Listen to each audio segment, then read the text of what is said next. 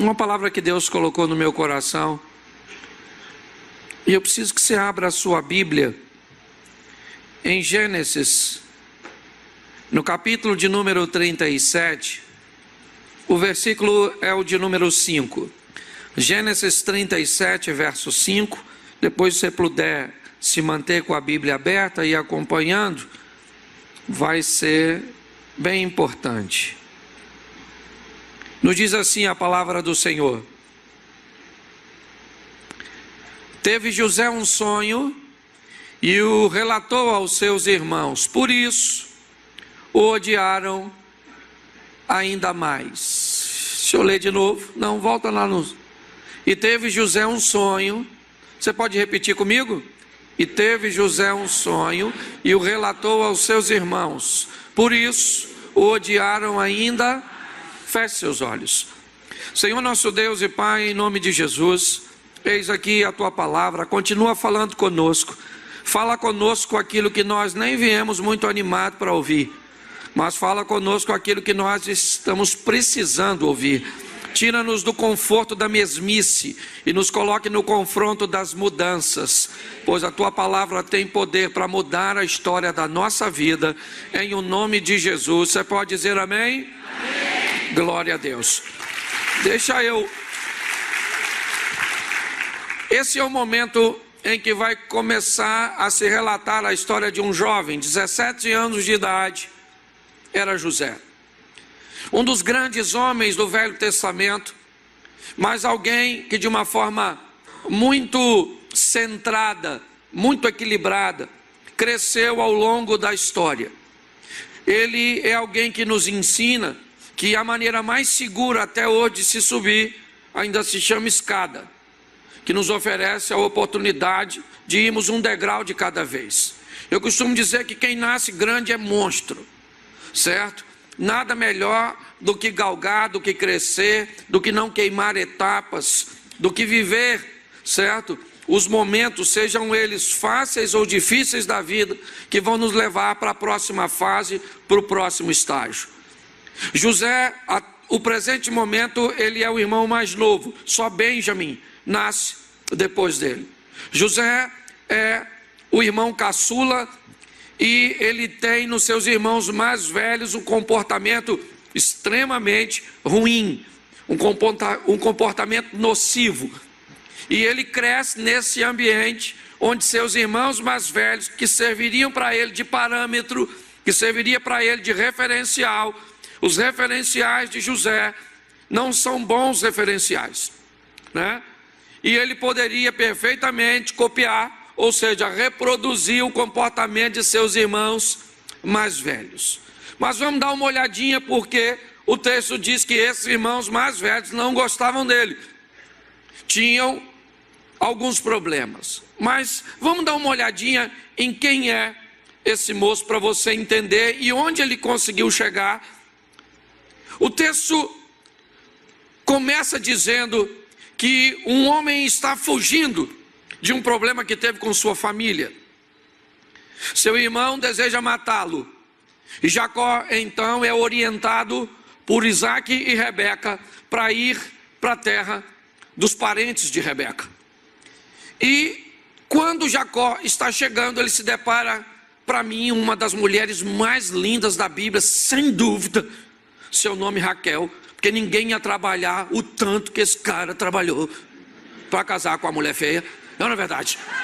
Raquel devia ser uma coisa extraordinária, que o camarada ele vai trabalhar praticamente 14 anos para casar com a dona, certo? E eu imagino a primeira forma de pagamento seria 7 anos.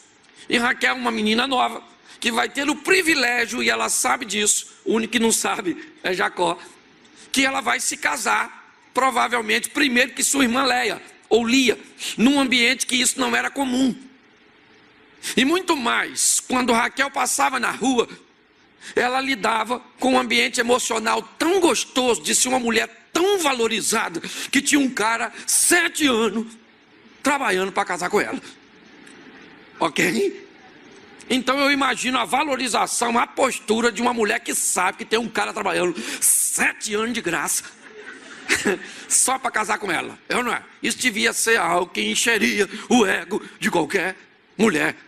Então eu imagino Raquelzinha nesse ambiente emocional, sonhando que ia se casar com seu amado, o homem que trabalhou 7 anos para casar. Eu não sei o que Labão fez no dia do casamento, que estava tudo preparado para Jacó se casar com Raquel, e ele colocou Lia.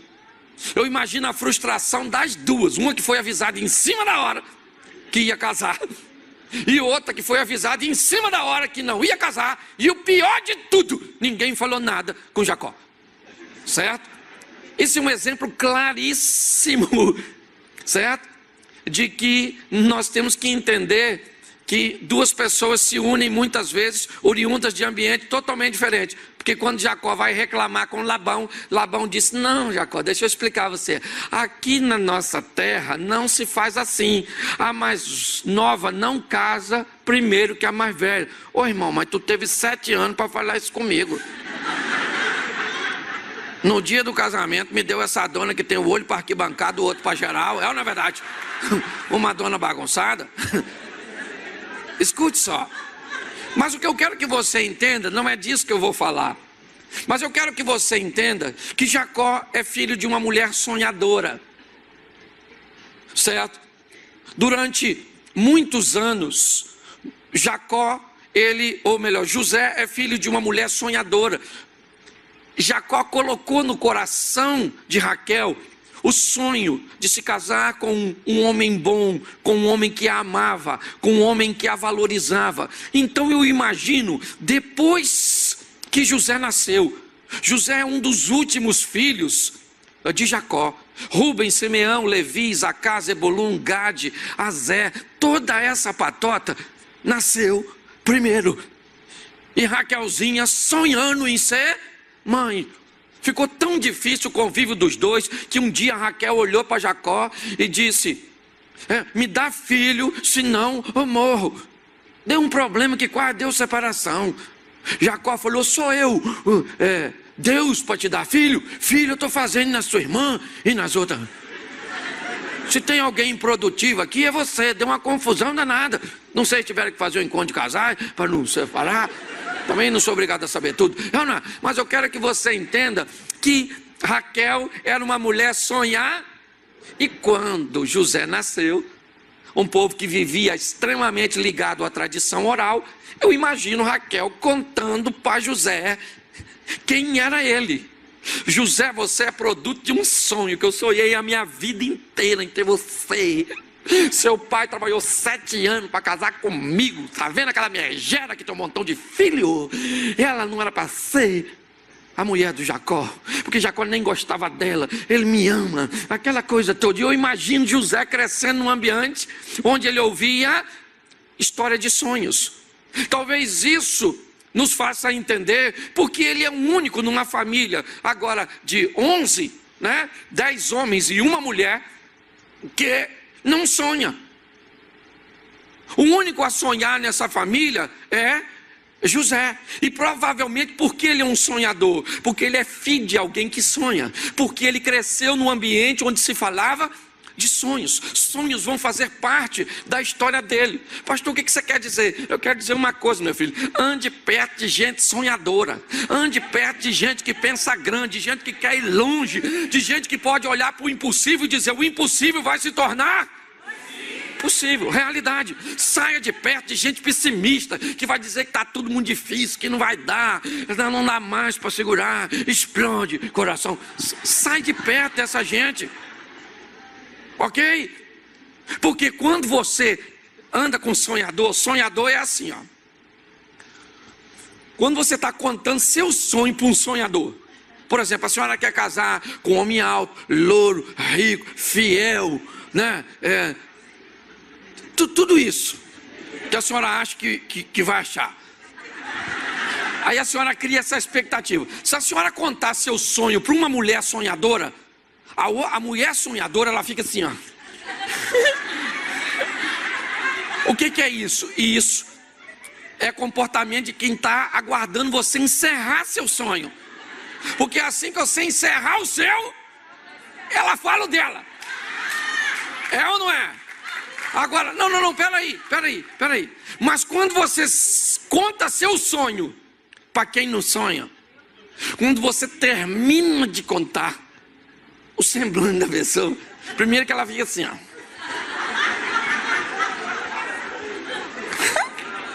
Você vê na cara da pessoa que ela diz que esse homem não existe, que se existir não é pra tu, porque tu não merece, que você vai morrer solteiro. Sim ou não? Então deixa eu falar uma coisa pra você. Cuidado com quem você anda ou com quem você mantém perto de você.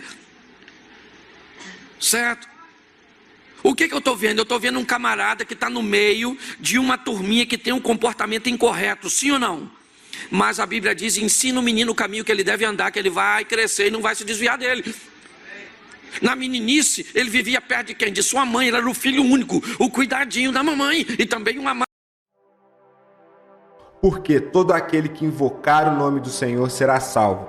Como, pois, invocarão aquele em quem não creem? E como crerão naqueles de que não ouviram? E como ouvirão, se não há quem pregue? E como pregarão, se não forem enviados? Como está escrito: quão formosos os pés dos que anunciam o evangelho de paz, dos que trazem alegres novas de boas coisas. Mas nem todos têm obedecido ao evangelho, pois Isaías diz: Senhor, quem creu na nossa pregação? De sorte que a fé é pelo ouvir, e ouvir pela palavra de Deus. Romanos capítulo 10, versículo 13 ao 17.